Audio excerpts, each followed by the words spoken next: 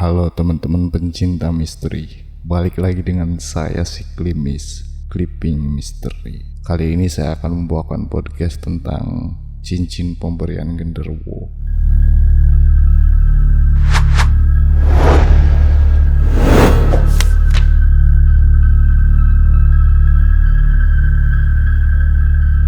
Selama ini Tommy tak menyangka kalau rumah tua yang dilewatinya tiap malam sepulang kerja ternyata merupakan rumah angker yang menyimpan beribu misteri. Peristiwa yang terjadi beberapa tahun yang lalu merupakan pengalaman yang tak bisa dihilangkan dari ingatannya hingga hari ini. Sebagai pegawai pabrik sablon, bagi Tommy dan kawan-kawannya sudah bukan merupakan hal yang aneh kalau tiap hari harus kerja lembur mengerjakan pesanan dari perusahaan tempatnya bekerja. Tak jarang ia baru bisa menyelesaikan pekerjaannya hingga tengah malam, dan setelah itu pulang ke rumah yang jaraknya lumayan jauh. Seperti hari itu, Tommy dipinta lembur oleh bosnya karena sedang banyak pekerjaan. Dengan senang hati Tommy mengerjakan pekerjaan yang menjadi tanggung jawabnya. Tanpa terasa, hari menjelang tengah malam, Tommy berhasil menyelesaikan pekerjaannya dan bergegas pulang setelah memasukkan semua pesanan untuk besok ke dalam bungkusan. Dikayuhnya sepeda tua peninggalan orang tuanya dengan pelan. Sepanjang jalan yang dilewatinya terasa gelap. Rupanya listrik di daerah tersebut padam. Dengan pelan sepeda tua tersebut berjalan menembus kegelapan malam.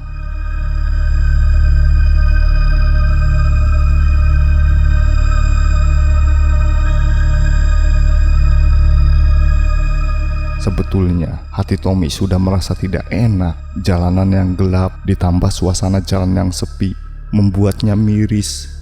Tetapi rasa lelah karena seharian bekerja membuat tekadnya untuk pulang dan segera tidur semakin kuat. Tiba di tikungan, Tommy tanpa sengaja melihat rumah tua yang sudah lama ditinggalkan penghuninya. Perasaannya menjadi tidak enak. Aneh, mengapa hatiku berdebar-debar?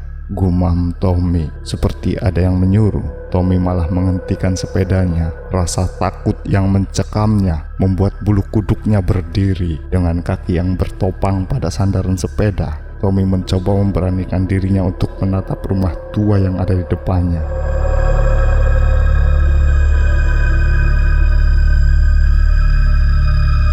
Jantungnya semakin berdebar-debar. Apa aku lebih baik kembali dan tidur di gudang saja ya?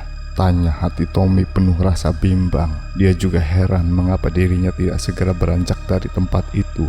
Sebaliknya, kakinya justru melangkah mendekati rumah tua itu. Tommy merasakan ada kekuatan goib yang menariknya untuk terus mendekat ke rumah itu. Perasaan hatinya yang semakin kacau menjadi semakin tidak karuan waktu dilihatnya. Sesosok bayangan tampak berkelebat keluar dari arah pintu pagar rumah kosong tersebut. Dengan kaki yang gemetar karena ketakutan melihat bayangan tersebut, Tommy berusaha membalikkan sepedanya untuk berputar kembali. Belum selesai ia mengangkat roda sepedanya untuk berputar, terdengar suara memanggilnya. "Mas?" Suara parau terdengar menyapanya. Dengan memberanikan diri, Tommy yang sudah bersiap-siap untuk mengambil langkah 1000 menatap ke arah suara tersebut. Ternyata suara tersebut keluar dari seorang pria paruh baya berpakaian hitam dengan sarung membelit lehernya.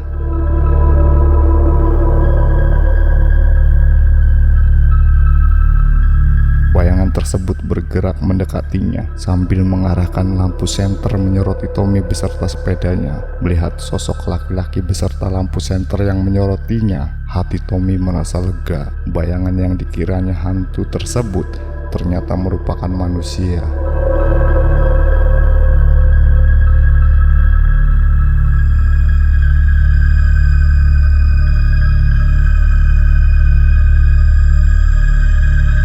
"Ada apa, Pak?"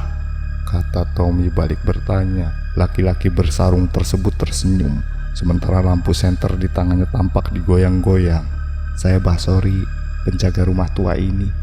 Laki-laki itu memperkenalkan dirinya pada Tommy. Tangan kanannya yang juga besar-besar memegang stang sepeda Tommy. "Kalau boleh, saya ingin numpang sampai pohon beringin di pojok desa. Mau mengambil bekal makanan untuk menjaga di rumah tua ini." Tommy menatap heran, tanda tak mengerti. "Saya tadi lupa membawa bekal, ketinggalan di rumah." Basori meneruskan ucapannya yang terpotong. Boleh. Tommy langsung mengiyakan karena merasa gembira ada teman. Tak lama kemudian, Basori membonceng di sepeda Tommy. "Buset, berat banget ini orang," kata Tommy dalam hati sambil tetap mengayuh sepedanya. Di perjalanan, lampu listrik yang padam tetap belum menyala.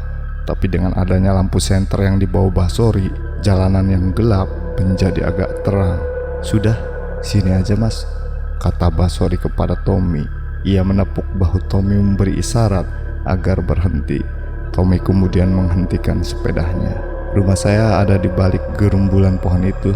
Basori menunjuk ke arah pepohonan di balik tikungan jalan. Tommy hanya bisa menatap gerumbulan pohon yang ada. Basori kemudian memasukkan senternya pada saku jaket Tommy. "Senternya buat mas saja, buat kenang-kenangan." Tommy hanya bisa mengucap terima kasih. Ditatapnya laki-laki paruh baya bernama Basori yang melangkah melewati gerumbulan pohon yang ada. Tampak laki-laki itu menoleh, namun wajah pria paruh baya itu kini berubah menjadi makhluk tinggi besar penuh bulu yang menutupi seluruh tubuhnya.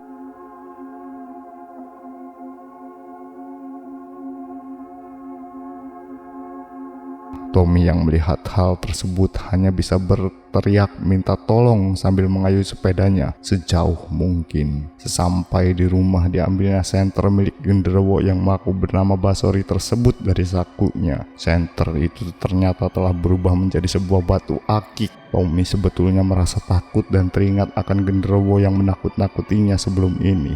Tapi selanjutnya ia berpikir tentu batu akik ini bukan sembarangan karena milik genderuwo, pasti mempunyai khasiat. Keesokan harinya dipakainya cincin tersebut bekerja.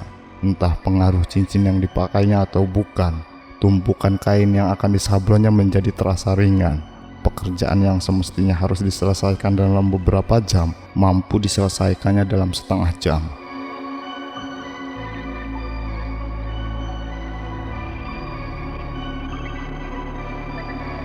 Bahkan yang menakjubkan, tumpukan bahan sablon dalam kaleng mampu diangkatnya hanya dengan satu tangan. Rupanya cincin ini benar-benar berkhasiat. Dengan bangga Tommy mengelus-elus cincin tersebut.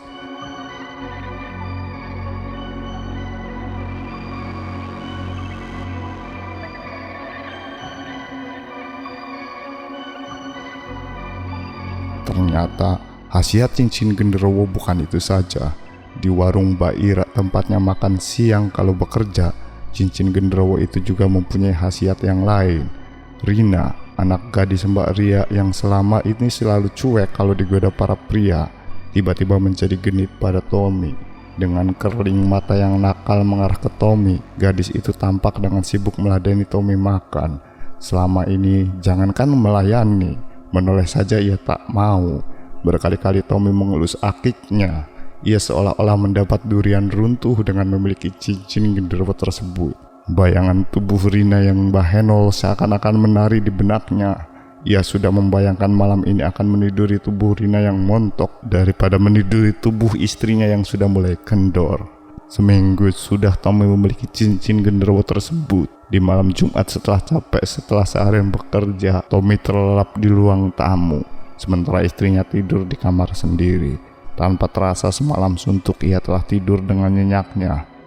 Paginya setelah bangun dengan wajah sumringah, sang istri menghidangkan kopi. "Mas, tadi malam lain loh, kuat sekali. Aku sampai berkali-kali," celoteh istri Tommy dengan genitnya. Mendengar ucapan sang istri, Tommy merasa terkejut.